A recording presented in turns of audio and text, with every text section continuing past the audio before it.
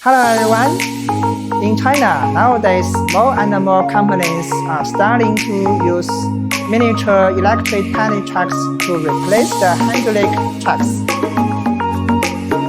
Like this, and like this. They are very cheap and durable. They are only 3 or 4 times the price of a hydraulic truck, but you get much more than 3 or 4 times the productivity. Come and try it out. If you have any repairs, please contact me.